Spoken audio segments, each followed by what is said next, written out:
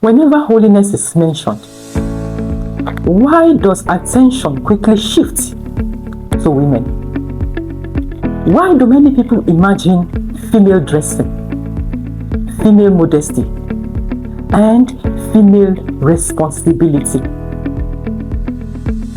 Why are men silently excused? And what if I told you that holiness was never meant, it was never designed to be a female conversation?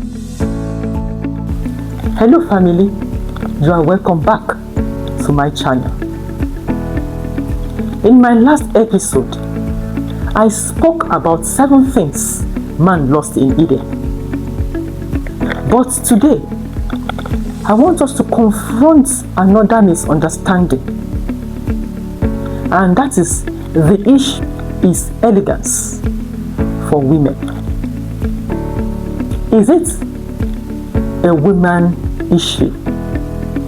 Without further ado, let us dive into today's video.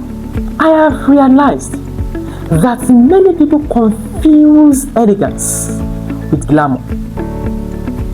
The moment they hear elegance, they think softness, they think about decoration, they think about femininity, they think about fashion. Whereas elegance is far deeper than appearance. Elegance is order. Elegance is restraint. Elegance is dignity. Elegance is alignment. And none of those issues mentioned belong to one gender. So when people say elegance is for women, they reveal how narrowly they understand the subject matter. Why? Because when you look around our culture today, you will discover that men also face pressure. Men face pressure to dress for attention. They face pressure to project dominance. They face pressure to use status symbols for identity. They face pressure to appear hard while feeling empty. They face pressure to follow trends against convention. These are not women's issues, they are human issues. Apostle Paul said something significant in 2 Corinthians chapter 2 verse 8. He said, we are pressured in every way. If you've been to the press, you understand what that means. To be hard pressed is to be squeezed like grapes in a press. That was a man talking. Yes, the battlefield may look different, but the struggle is the same everywhere. Does the scripture excuse men? It will interest you to know that ever before fashion debate came into existence, God already called man into holy living. In Genesis chapter 5 verse 26, the Bible tells us that Enoch walked with God. Genesis chapter 6 verse 8 to 9 tells us about Noah. It says Noah was found righteous in his generation. In Genesis chapter 17 verse 1, Abraham was commanded to walk before God and be perfect. Perfect in Hebrew is the word tamim. It means to be whole, to be sound, to have integrity, to be undivided. And it also means not to limp between two opinions. In Leviticus chapter 19 verse 2, God told Moses, "Speak unto all the congregation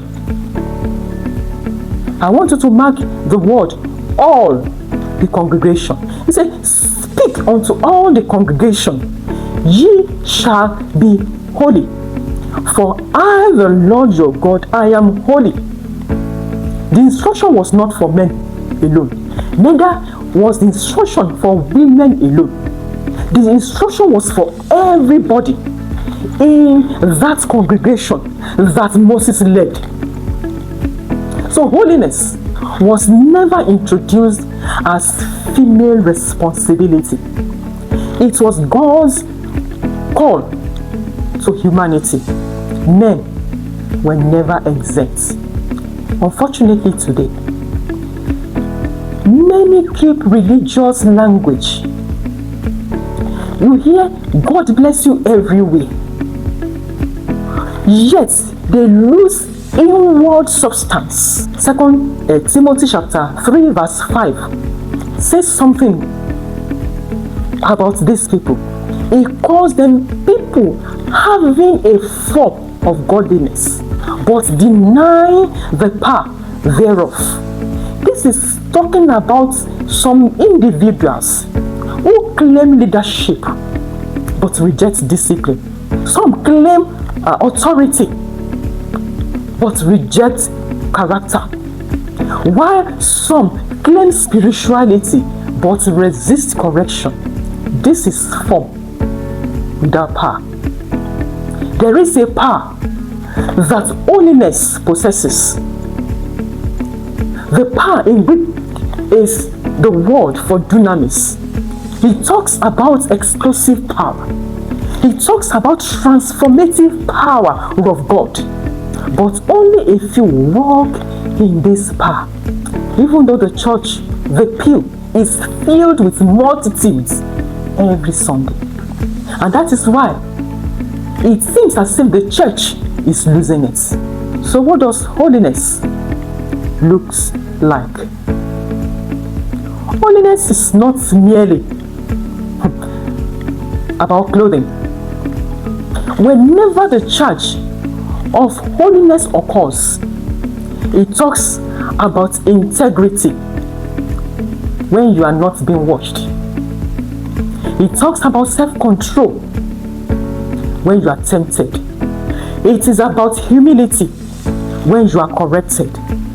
It's about purity in motive, consistency in your conduct, and having the consciousness of God's presence all the time. These are the things Apostle Paul was talking about when he said, we are pressured but not crushed. When he made that statement, he was not only talking, that verse was not only talking about surviving under hardship. It was also talking about how you survive with holiness under pressure. And when holiness shapes a life, when holiness shapes an individual, elegance can be seen. Elegance is often the visible order of inward truth. So, what does elegance look like in a man? Elegance in a man looks like strength without arrogance, confidence without noise, discipline without cruelty, success without vanity, leadership without domination, and presence without performance. That is elegant masculinity. So, let me ask again, is elegance for women alone? No. Elegance is not only for women. It belongs to every life governed by truth. And is holiness feminine? Not at all. Holiness is not feminine. It is spiritual alignment with God. And the question is not whether you are a male or a female. The question is, are you walking before God? Are you in alignment with Him? And until we understand this, we may continue to profess God without truly walking with Him.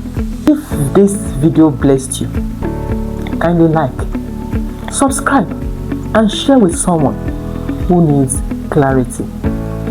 And please go and watch the first episode, 7 Things Man Lost in Eden.